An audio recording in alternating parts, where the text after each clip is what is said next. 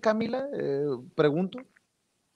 A ver, yo creo que el INE ha estado operando desde hace ya bastante tiempo a favor de ciertos partidos políticos, no sabemos de cuáles, ¿no? Precisamente no son los que acompañan la Cuarta Transformación, ¿no? Hemos visto, justo como decía Horacio, a ver, del INE no son solamente Ciro Murayama y no son solamente Lorenzo Córdoba, pero sí es preocupante que desde la institución salgan algunos foros, ¿no?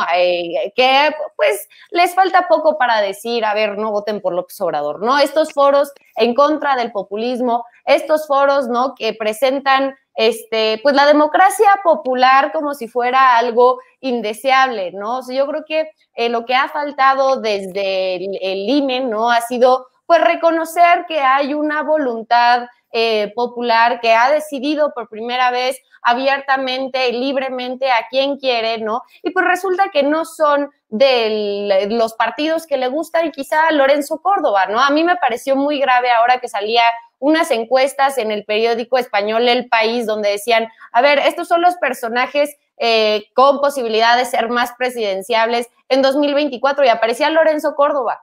¿No? No solamente me parece una absoluta mentira, ¿no? Que la gente haya dicho que sí en esta encuesta, sino que además es preocupante porque pues deja muy claro, ¿no? Que Lorenzo Córdoba no es este personaje neutral, este personaje que no toma bandos, ¿no? Porque está claro que él tiene un proyecto personal, un proyecto individual, ¿no? Que ha impulsado, que lleva impulsando durante muchísimos años. Y digo, hablar del INE podríamos desde hace mucho tiempo, ¿no? O sea, como llevarlo muy atrás desde que movieron las elecciones para que no se eligieran los consejeros con la mayoría de Morena en el Congreso, desde que abiertamente pues ha cuestionado al presidente de la República y que, a ver, o sea, no es grave este cuestionamiento, ¿no? Pero a mí me hubiera encantado ver esos diálogos, esos debates, donde se contrastan posturas con gobiernos anteriores, ¿no?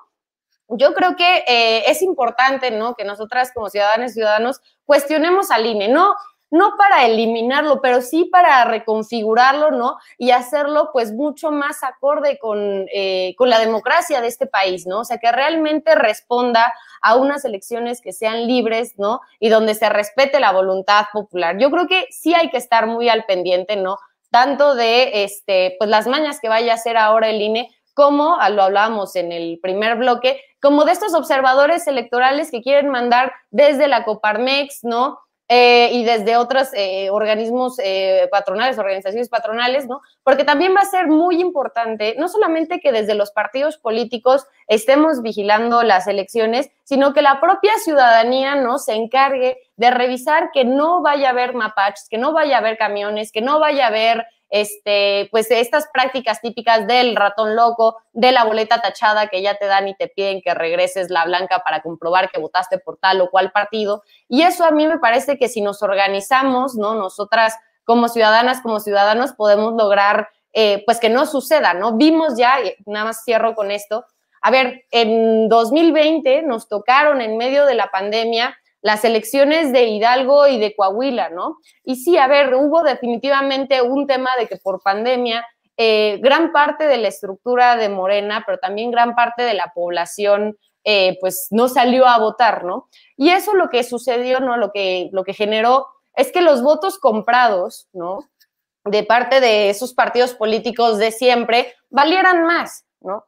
Entonces yo creo que aquí lo que hay que reforzar nosotras y nosotros es, por un lado, que salgamos todas y todos a votar, por supuesto tomando las medidas, las precauciones, pero que sí salgamos a hacer cumplir nuestro voto, nuestras voluntades este 6 de junio, que nos pongamos también de observadores, ¿no? Para impedir que se lleven a cabo pues estas prácticas de siempre, ¿no? Que el día de la elección pues pueden incluso voltear la balanza de las preferencias de la ciudadanía, ¿no?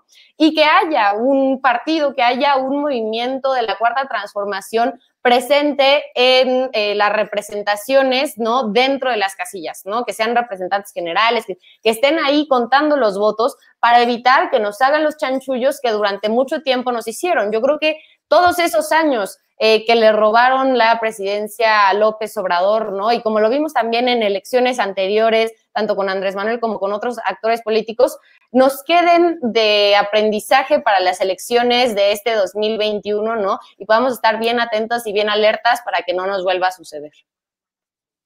El factor INE para el 6 de junio, Ramiro, crece la sombra del fraude en la elección del 6 de junio, advierte en Bajo Reserva el Universal. Hay intentos porque hay que entender que el INE se convirtió en un poder fáctico. Es un poder fáctico el INE. O sea, básicamente se convirtió en el brazo ejecutor del PRIAN. Han elaborado una forma de resistencia por medio de las instituciones como el INE, lo que llaman ellos, no sé si están en lo correcto al hablar de instituciones autónomas. Pero el factor INE me parece que puede ser derrotado fácilmente con la asistencia masiva de la gente a las urnas. Lo que descubrió la derecha en esta elección de 2018 es que el voto de cualquiera de nosotros vale lo mismo que el voto de Salinas de Gortari, de Felipe Calderón, de los grandes capitanes de la industria que vivían de los recursos del Estado, porque al final en el país era una gran máquina extractiva de recursos del erario. O sea, todo el mundo estaba pegado a la chicha y el presupuesto en el caso de los empresarios y los políticos. El INE en particular es un organismo que fue secuestrado precisamente por los partidos. Hay que recordar que cuando el INE empezó a tomar cierta clase de autonomía, pues ya no les gustó, entonces tuvieron que repartirse las cuotas de los consejeros. Dijeron, a ver, te vamos a dar 3 a ti, 2 a ti, ya ahí muere, ¿no? Pero era parte, pues, del arreglo institucional que tenían aquellos cuates que fingían ser diferentes, pero que al final de cuentas eran lo mismo. Era la simulación de democracia en este país. Nosotros, el factor ciudadano, más bien el factor H2, el factor de los ciudadanos, es el que es el que va a enfrentar al INE. No es el presidente, somos nosotros como ciudadanos los que determinamos el rumbo del país. Estamos en una etapa inédita de la democracia en el país. Es esa parte que la gente no entiende. Nosotros ganamos y nosotros vamos a mantener el control del país. Así es como funcionan las democracias, el poder del pueblo. Vox populi, vox Dei. En este caso, la voz del pueblo, la voz de Dios, ¿no? Entonces el INE obviamente intenta, bajo esta circunstancia, convertirse en un factor de peso, quitando candidaturas, posicionando gente, intentando clausurar las mañaneras, haciendo todo tipo de berrinches y todo tipo de trampas y todo tipo de patadas bajo la mesa. Pero a mí me parece, por más que lo diga bajo reserva, a mí me parece que la victoria de Morena y sus aliados en esta elección va a ser abrumadora. Si no, no estuvieran tan desesperados. Y nosotros tenemos que mantener la calma y simplemente salir a votar. Nosotros ganamos y nosotros tenemos que administrar la victoria. Ellos tienen que administrar su derrota. ¿Y cómo han administrado su derrota? Como los perdedores que son, llorando y haciendo berrinches y pataletas. Eso es lo único que ofrece la oposición en este momento. Y pues yo, pues otra vez, como con el 2018, pues a cantarle las golondrinas. ¿Qué más pueden hacer? Simplemente ejecutarle de su berrinche, como decía Camila, se tiene que transformar el INE. Yo sería más radical, yo tendría que desaparecer al INE. Acuérdense que el INE es una invención de Salinas de Gortari después del fraude del 88, ¿no? Se construyó una simulación de instituto que después cambiaron, que era el IFE, después no sé por qué extraña manera le cambiaron de Instituto Federal Electoral a Instituto Nacional Electoral. ¿Y qué pasó con toda la papelería, con toda la historia, con todo lo que sucedió con el IFE? A mí siempre me parece sospechoso cuando estos organismos cambian de siglas y se renuevan y le dan más atribuciones al otro. O sea, también, vamos, los preanistas siempre previeron, ¿no? Que un escenario como este se fuera a dar. Entonces ahora pues están pagando las consecuencias de haber sobreestimado a la población mexicana y la capacidad que tenemos nosotros, a pesar del discurso hegemónico de la derecha, subestimaron la capacidad que teníamos nosotros de sacarlos del poder. Maestro Horacio Franco, también se está jugando la última carta o una de sus últimas cartas, el periodismo tradicional, esos de la élite, esos que tienen los privilegios o tenían los privilegios. Te lo pregunto porque, por un lado, veo en la jornada que el PRI ha contratado a aquel que dijo que López Obrador era un peligro para México. Veo en el periódico El País el desgaste de Morena y el choque del gobierno con el Poder Judicial marcan el último tramo de la campaña. Veo y oigo a Broso cabronear al presidente Andrés Manuel López Obrador. Veo a MX decir que el candidato de Morena a la gubernatura de Sinaloa también tiene propiedades que ha ocultado. Veo a Loret de Mola golpetear a Alfonso Durazo, el candidato a la gubernatura de Sonora, por supuestas propiedades. La verdad que a veces genera dolor de cabeza de tanto ruido, ¿no? Por supuesto que genera dolor de cabeza, pero también lo que a ellos les genera es más dolor de cabeza. A ellos lo que les genera es un miedo, como ya bien decía Camila, ¿no? Y que en un momento dado no tienen la sartén por el mango. O sea, el poder, o sea, nosotros nos imaginamos o nos podemos criticar de que para qué quieren tanto poder y tanto dinero, pero no es ese poder y ese dinero nada más lo que los tiene felices, es tener la sartén por el mango en la manipulación de un pueblo, en la manipulación de la ideología colectiva de un pueblo que ha vivido durante años sometido. O sea, no es tener mucho dinero, porque, bueno, cuando ya tienes cierta cantidad de dinero y te sobra el dinero y eres sano mentalmente, pues obviamente empiezas a repartir, empiezas a hacer asociaciones benéficas, empiezas a ayudar a tu prójimo, empiezas a repartirlo. Al menos eso es lo que yo en mi ideología siempre he tenido como salud mental y una relación de la salud mental con el dinero y el poder que te da el dinero y el dinero que te da ese poder para hacer el bien. Esta gente ya rebasó el poder, tiene tanto poder y tanto dinero, pues ya rebasó el estatus de poder. Y lo que quieren es, precisamente, hablo de las cúpulas, ¿no? Manipulación de una conciencia colectiva, que es lo que han tenido por muchos años, por siglos en este país, ¿no? El sometimiento, la sociedad de castas de closet, siempre he dicho que México vive en una sociedad de castas que está en el closet, ¿no? Ahorita ya con la cuestión de la desaprobación políticamente muy incorrecta del racismo y del clasismo, ¿no? Obviamente ya cada vez es más incorrecto decir palabras como indio, naco, etcétera, etcétera, pero que viven latentes en la ideología y en la idiosincrasia de esta gente dominante y también de los dominados, ¿no? Porque finalmente es lo que hemos estado acostumbrados a mamar desde que nacemos en este país, ¿no? Desde que tenemos uso de razón.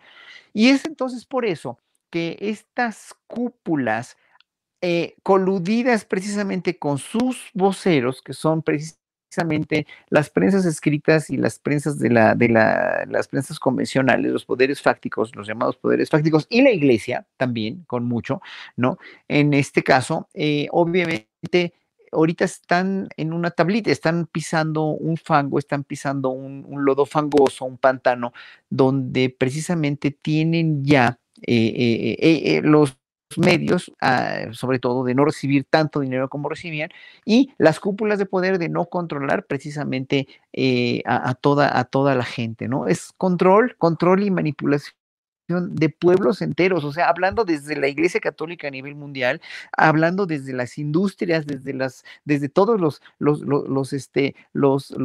medios de comunicación como YouTube, como Twitter, ¿no? Que también en un momento dado, pues todos ustedes medios alternativos se han visto afectados por esto, ¿no? Y obviamente, pues todos los bots y todo el poder que tienen para controlar, otra vez es controlar y controlar y controlar, y quieren controlar a la población, pero no van a poder, no están pudiendo. Es por eso, y es por esta razón que obviamente tienen muchísimo miedo, tienen de veras muchísimo miedo, y como dijo Ramiro, ¿no? O sea, exactamente, están dando unas patadotas de ahogado que son finalmente, pues una cuestión de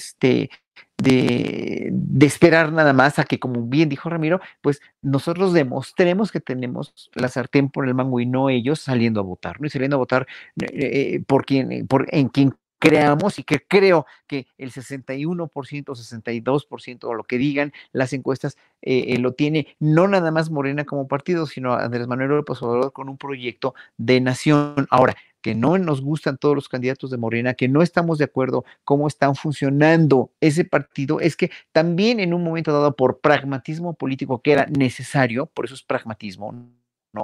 Se hicieron de gente que no les hizo bien o no les sigue haciendo muy bien al partido. Esa gente en un momento dado se tiene que decantar, tiene que depurarse, pero finalmente lo que urge ahorita y lo que es necesario e inminentemente pragmático para nosotros los ciudadanos, no estoy hablando para ellos como políticos, ¿no? Porque es un mundo muy diferente, ¿no? Es que precisamente el gobierno de López Obrador llegue a un buen término, ¿no? En los años que quedan, llega a un buen término y sienta las bases para otro siguiente gobierno de izquierda que continúe con una repartición mejor de los recursos y de toda la riqueza en este país. A mí me ofrecieron muy poca gente, ¿sabes? Ahorita estaba yo, porque estoy chateando aquí en el otro teléfono, estoy chateando con el público, ¿no? Me ofrecieron una candidatura, no una candidatura, sino una diputada, plurinominal en Morena, y yo no acepté porque finalmente no me siento capaz de hacerlo, porque mi época más infeliz de la vida que he tenido fue cuando fui diputado constituyente, y verme en ese mundo de la política, inmiscuido en la política, con realmente con la infraestructura mental de un político, ¿no? Pues es decir, la política es el arte de comer mierda y no hacer caras, ¿no? Y de aliarte con quien menos te guste y de hacer estos pactos y concertaciones, etcétera, etcétera. A mí no me gusta, ¿no? Fue la época más infeliz de mi vida que tuve como constituyente, pero no me exime eso de tener una mentalidad crítica como ciudadano, y creo que ayudo más desde mi trinchera de ciudadano y haciendo este tipo de opiniones, porque somos nosotros tres que estamos aquí, ¿no? Y tú, como medio de comunicación, somos portavoces de lo que el verdadero pueblo quiere. Y el verdadero pueblo quiere esto y no quiere que volvamos a lo anterior. Y los medios de comunicación, los Lorets, los Brosos, etcétera, que tú mencionabas, ellos quieren simplemente